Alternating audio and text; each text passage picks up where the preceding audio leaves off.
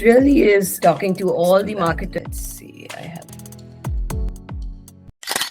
So the teacher told all of us to get a piece of cloth to start the stitching, and they were quite strict about the color, the fabric and everything. So give us the shade of yellow and the fabric and everything. And I went, I told my dad that we need it, and she gave some measurements. Now that's where the fun thing happened. She told us get 11 by 11. Yeah. She meant was 11 by 11 centimeter, because that is almost the size of a kerchief. She didn't say centimeter. Probably none of us asked. We went back. I told my dad that we need to get, this is the fabric shade. We need this fabric. My dad was like, okay, let's go.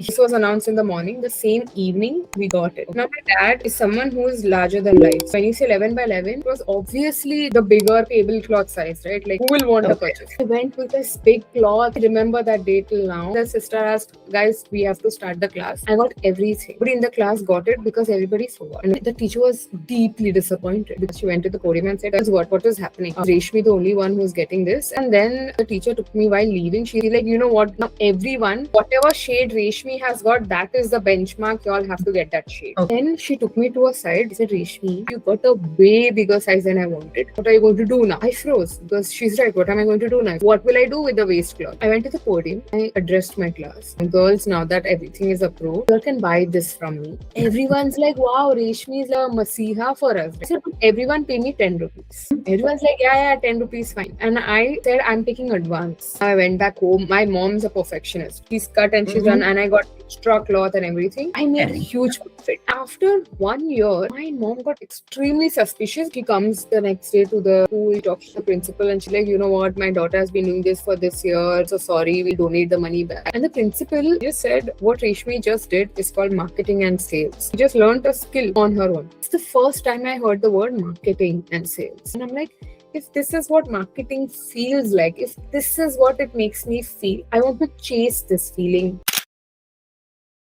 उसने मुझे एक question पूछा था, आज भी मतलब याद है, अगर मैं किसी को भी पूछूं तो उसका आंसर नहीं मिलेगा आपको। ओके, उसने पूछा था, शाम को आज से 5 साल बाद खुद को कहा दी। लग गई मुझे वो चीज। मैं उस मतलब काम करने के बाद हम वापस सो जाते थे। मतलब हमारे जो मैनेजर थे, काइंड हार्टेड पर्सन थे, बहुत अच्छे थे, आज भी हम कनेक्शन में है।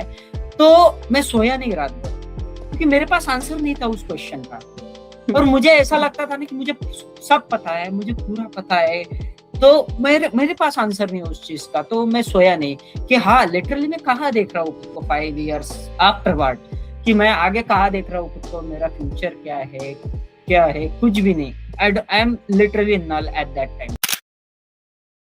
It was not that I chose marketing. I would just say that marketing chose me because, you know, when life hits, you have to do what comes your way to make the money you need in your life. When that happened with me, one thing led to another, and one thing led to another, then one thing led to another. And finally, I met my today's boyfriend, which is marketing. I lost my father when I was 17. And then I had to jump into taking care of my finances and wanted to be a pressure on my mom. And that led me to get started with the digital world altogether. So my career in the earlier days was more on technology. Then soon I started spending a lot of time with people around me who were talking about marketing. The dynamics of marketing, which changes almost every single second.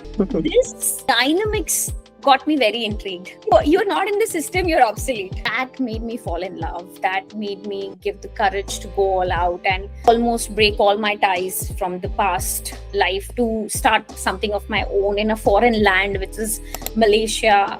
Being someone who's been born in India, and then finally I moved to Malaysia to start something where I was helping an organization. But then 3 years down the line, I chose to let that go and do something of my own. As an expat, as a foreigner, you know, there are multiple emotions that I'm sure you understand as well. But my journey of creating an accidental personal brand just helped me overcome all of that.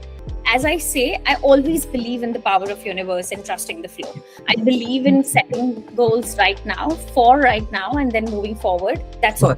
So if you ask me how I landed on marketing, I would just say marketing landed in my lap and I fell in love. So yeah, that's how it is.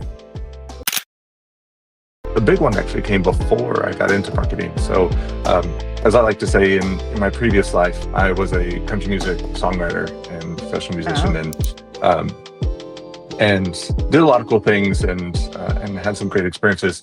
And one of the big ones, the big takeaways for me, especially with writing songs, is that in a very short amount of time, maybe 2.5 minutes, the goal is to elicit an emotion from complete strangers who may not even be in the same room as you, right? And I always considered it a big win when someone told me that a song made them cry. You know, I'm like, yeah, maybe a little morbid, but and I took that with me into marketing, where I had planned to be in medicine, therefore chose science subjects in 11th and 12th. I think by the end of 11th, I realized I'm not cut out to be a doctor. That was not my cup of tea. I've always been good at, writing, and always been good at reading, always a voracious reader. So I thought maybe journalism. So I started writing in school. I started writing in college. I did realize even at that time that what excites me is the newness of creation.